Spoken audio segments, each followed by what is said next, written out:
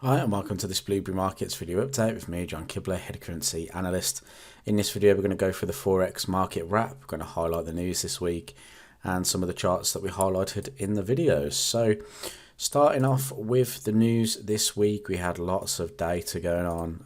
Nothing compared to the week prior, but still very important data, including a interest rate hike from the RBA. We saw the RBA hike interest rates from 3.1% to 3.35%.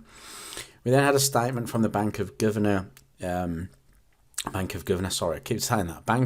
Governor Macklem, basically halting interest rate rises, which was quite interesting considering the fact that employment change in Canada has gone up significantly. So came out at 104 previously, was expected to be 15k, came out 150k, so 10 times more than what they were expecting here. So interesting figures coming out. Unemployment rate also dropped or stayed the same at 5%, but they were expecting it to be 5.1%. So interesting that they've stopped rate rises at the moment, considering the fact that employment has continued to rise. Federal Reserve Chairman Powell basically talked about the fact that the Fed needs to now remain flexible. The jobs number was a shock to the Fed, so that's going to be interesting in upcoming meetings. We had some monetary policy report hearings out of the UK. GDP actually fell in the UK from 0.1% to minus 0.5%. So in line with sort of the rate hikes that we've seen out of the UK. So interesting data, which led to a little bit of dollar upside. So dollar actually gained this week. It wasn't anything major. We've seen kind of just a shallow sort of move to the upside. We're still trading below the 103 spot 75 handle at the moment, which was a key level of resistance. However, price looks to be heading towards the upside here. The next level of interest will be the 105 spot 50. I think this may be the low for the dollar for the time being. However, we may try and retrace and retest that, but dollar I think is actually going to continue to move to the upside.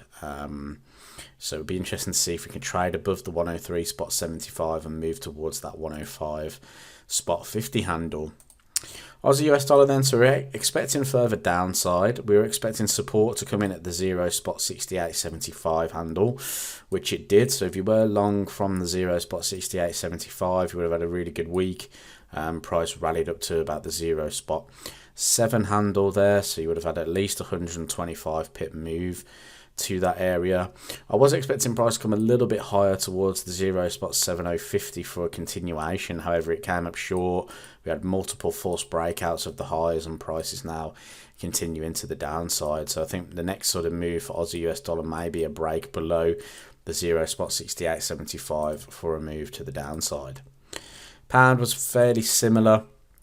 We had a little bit of a rise out of the pound. We came up towards the 122 zone, rejected. I actually did a video about this yesterday, talking about the fact that there could be further downside for pound US dollar. I was looking for a double top, but prices kind of formed a lower high on the lower time frame and continued down. So need to sit on our hands with this one a little bit, see if price can rally back up before looking for continuations down to the 1 spot 1850.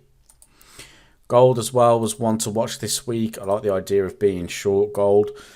Price did rally to the upside slightly, but we've been basically trading in this kind of 4-hour range, and price made a false breakout of the 4-hour range, and we've continued to press to the downside. So although it's kind of like a bit of a range bound week, I think if we can take out this low here going into next week, then the market could try and make its way down to the $1,800 level. So I'm gonna leave it there. I hope you enjoyed all the content this week. If you did, leave this video a thumbs up, subscribe to the YouTube channel to see some more of our Forex trading updates, and I'll speak to you in the next video.